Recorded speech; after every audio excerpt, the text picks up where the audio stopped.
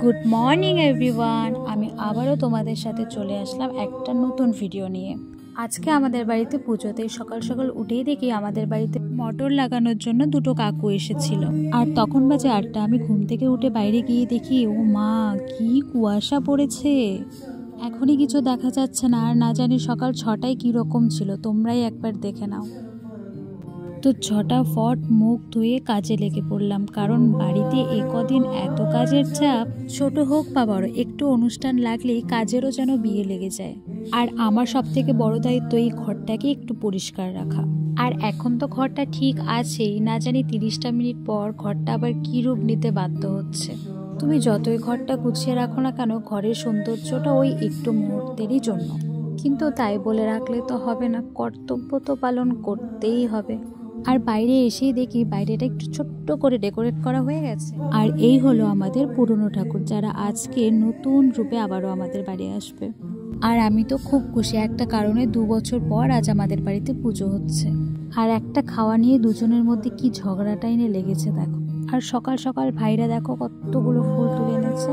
So আমি এখন স্নানে যাব, স্নান করে এসে তারপরে তোমাদের সাথে দেখা হচ্ছে। এই তো আমি স্নান করে চলেও এসেছি। আর স্নান করে এসে একটা ফোন পেলাম। ফোনে কি বললো তো, আপনার পার্সেল এসেছে, কোথায় নেবে? আর আমি এটা শুনে তো খুবই খুশি হয়েছিলাম। আর আমি আমার পার্সেলটা তোমাদের সাথে একটু শেয়ার করি। সামনে তো সরস্বতী পূজা, এই কারণে আমি একটা শাড়ি অর্ডার করেছিলাম। আর তোমরাই বলো তো শাড়িটা কীরকম।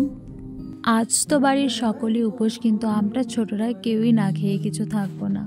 আসলে পুজো তো সন্ধ্যার দিকে শেষ হবে ঠিকই, কিন্তু খাওয়া দাওয়া হতে ঠিক 12টা বেজে যাবে। আর এই কারণে আমরা রুটি খাচ্ছিলাম, কেউ ডাল দিয়ে, কেউ বেগুন ভাজি দিয়ে। আর কি বলতো, আজকের পুজো সন্ধ্যা 7-8টার মধ্যে কমপ্লিট হবে, কিন্তু তারপরে আমাদের বাড়িতে কীর্তনও আছে। আর সেই কীর্তন শেষ হতে হতে সেই 11টা থেকে 12টাই বেজে যাবে। এই জন্যেই আমরা খাচ্ছি। আর এদিকে পুজোর জন্য সবাই মিলে খই বেচছিল।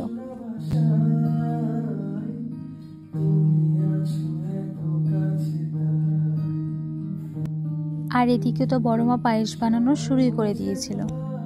আর দেখো এদিকে কিন্তু আমাদের ঠাকুর চলেও এসেছে। আসলে আমি ভেবেছিলাম আমিও ঠাকুর আনতে যাব, কিন্তু আমি এতটাই ব্যস্ত ছিলাম যে যেতেই পারিনি। আর আমাদের ঠাকুর কিন্তু অনেক দূর থেকে আনিনি, আমাদের বাড়ির পিছনের বাড়ি থেকেই এনেছি। তো যাই হোক, এদিকে কিন্তু সব কিছু আস্তে আস্তে রেডি হচ্ছিল। আর ওই যে আমি বলেছিলাম না যে আমার কিছু কর্তব্য থাকে, আর যেগুলো না করলেই নয়, সেটাই করছিলাম। আর মুখখানা করে দেখো কি মিষ্টি লাগছিল। আমি তো আনার পর থেকে শুধু দেখেই যাচ্ছিলাম। মা এক এক করে সব ঠাকুরকে একটা একটা করে মালা পরিয়ে দিচ্ছিল। আর দেখো শিব ঠাকুরকে কিন্তু বেলের মালাই পরিয়ে দেওয়া হয়েছিল। তো মা কিন্তু এদিকে এক এক করে ঠাকুর বরণ করা সেরেই ফেলছিল।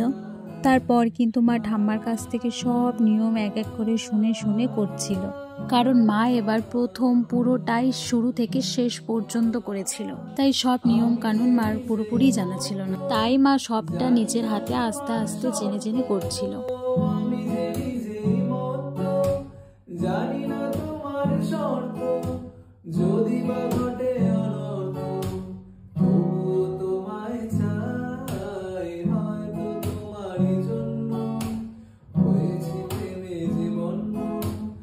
এই তো এক এক করে বড় মা, দিদা সকলে মিলে পুজো করছিল।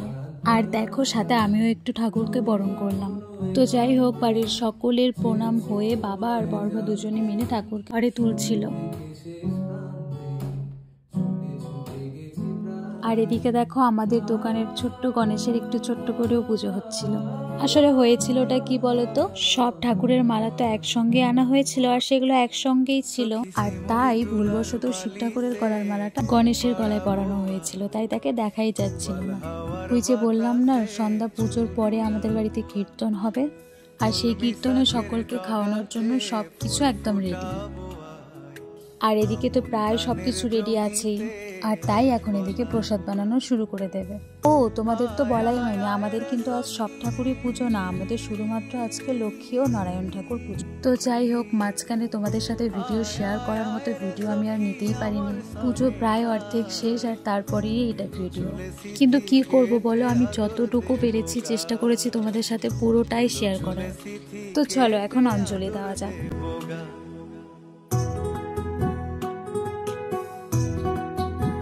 আর তোমরাই দেখো আমার ঠিক কতটা ঘুম পেয়েছিল। আসলে কি বলো তো, আজকে সারাদিন অনেকটা খাটাখাটনি করেছি। সো আজকের পুজোর ডান। তো চলো তোমাদেরকে দেখাই কীর্তনের জন্য কে কে রান্না করছে। বড় মা, দিদি, মা সবাই মিলে রান্না করছিল। আর রান্নায় যে কি কি হচ্ছে আমি এখনো সেটা জানি না, তাই তোমাদেরকে বলতেও পারছি না। আর তখন কিন্তু প্রায় 8টা বেজেই গেছিল আর কীর্তন তখনই শুরু হয়েছিল।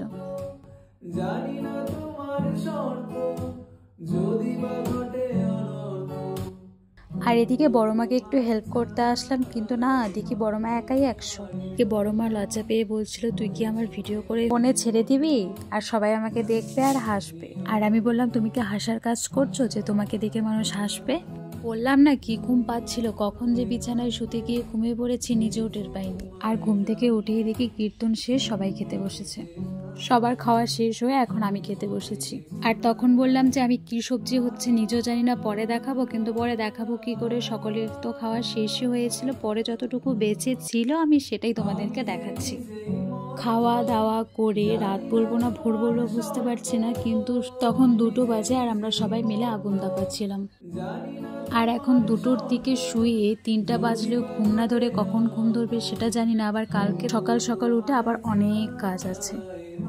আর দেখো এদিকে আমার মারামারি, আবার গল্প করার এক সঙ্গীর সাথে কি ঝগড়াটাই না লেগেছিল।